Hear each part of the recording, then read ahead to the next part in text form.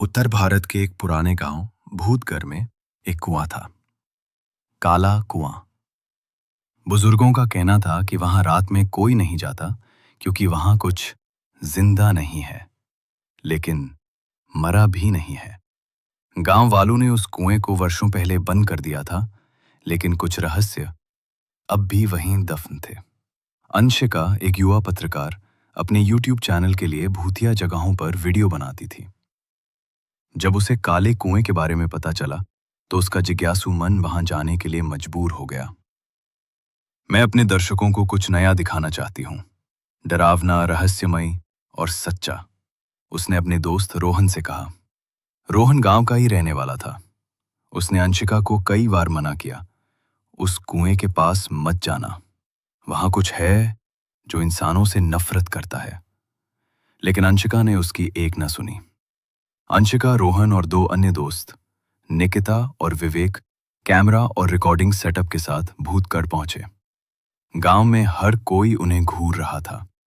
एक बूढ़ी औरत उनके पास आई और बोली, कुएं के पास मत जाना बेटा, वहां मौत सांस लेती है। अंशिका ने सिर्फ मुस्कुराकर सिर हिला दिया, लेकिन मन में कुछ डर जरूर बैठ गया। रात 11 बजे चारों दोस्त कैमरा लेकर कुएं की तरफ बढ़े। जंगल की पगडंडी से गुजरते हुए उन्हें एक अजीब सी ठंडक महसूस हुई। हवा में कुछ फुसफुसाहटें थीं, जैसे कोई उनका नाम ले रहा हो।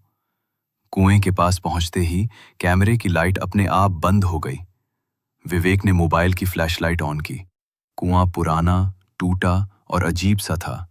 उसके चारों ओर काले निशान और जले हुए हाथों के निशान थे। अचानक निकिता की चीख निकली, किसी ने मेरी पीठ पर हाथ रखा। सभी इधर उधर भागे, लेकिन वहां कोई नहीं था। अगली रात अंशिका ने फैसला किया कि वो कुएं के अंदर एक कैमरा नीचे लटकाएगी। उसने रस्सी से एक छोटा कैमरा बांधा और कुएं में धीरे धीरे डाला।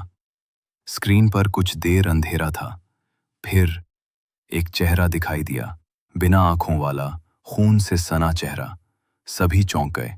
कैमरा तुरंत ऊपर खींचा, लेकिन रस्सी अब खून से लाल थी।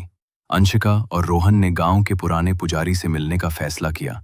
पुजारी ने बताया, वर्षों पहले गांव में तांत्रिक अनुष्ठान हुआ था। गांव वालों ने एक औरत को डायन समझकर उसी कुएं में जिंदा जला दिया। उसकी आत्मा आज भी कुएं में कैद है। वो हर उस इंसान से बदला लेती है जो उसकी शांति भंग करता है। तो क्या हम खतरे में हैं? अंशिका ने पूछा। पुजारी बोला, अब बहुत देर हो चुकी है। अगर कुएं की आत्मा ने तुम्हारा नाम ले लिया तो तुम कभी नहीं बच सकते। रात को जब सभी लोग अपनी झोपड़ी में सो रहे थे, अचानक दरवाजे पर जोर से दस्तक हुई। तक तक तक। विवेक ने दरवाजा खोला तो कोई नहीं था, लेकिन जमीन पर जली हुई उंगलियों के निशान थे। अगले ही पल एक जोरदार चीख सुनाई दी निकिता के कमरे से। जब वे वहां पहुंचे, निकिता की आंखें सफेद थीं और उसके मुंह से काला धुआं निकल रहा था। वो बड़बड़ा रही थी, मैं लौट आई हूं, मेरा बदला अभी बाकी है। निकिता बेहोश हो गई। अंशिका ने तय किया कि वो आखिरी बार कुएं पर जाएगी, पर इस बार अकेले। कैमरा ऑन किया, माइक चालू किया और कुएं के पास बैठकर आत्मा से बात करने की कोशिश की। तुम क्या चाहती हो? क्यों मार रही हो सबको? कुएं से आवाज आई। इंसाफ। अंशिका ने पूछा, कैसा इंसाफ? उसने देखा कि कुएं के पास जमीन हिलने लगी और वहां से एक कंकाल बाहर निकला, जली हुई हड्डियां और हाथ में एक काले धागे की माला। अंशिका बेहोश हो गई। जब रोहन और विवेक वहां पहुंचे, अंशिका वहीं बेसुध पड़ी थी। पास ही में निकिता का शव पड़ा था। उसकी आंखें खुली थीं, लेकिन शरीर बेजान। गांव वालों ने पुलिस को बुलाया। रिपोर्ट में लिखा गया, घटना अज्ञात कारणों से हुई, कोई प्रमाण नहीं। लेकिन कैमरे में रिकॉर्ड हुआ था अंतिम दृश्य। अंशिका जब कुएं के पास बैठी थी तो पीछे से कोई परछाई आई और उसके ऊपर झुक गई। अंशिका वापस शहर आ गई, लेकिन वो अब पहले जैसी नहीं थी। कभी कभी वो नींद में बोलती, मुझे भी जलाओ, मुझे भी छोड़ दो।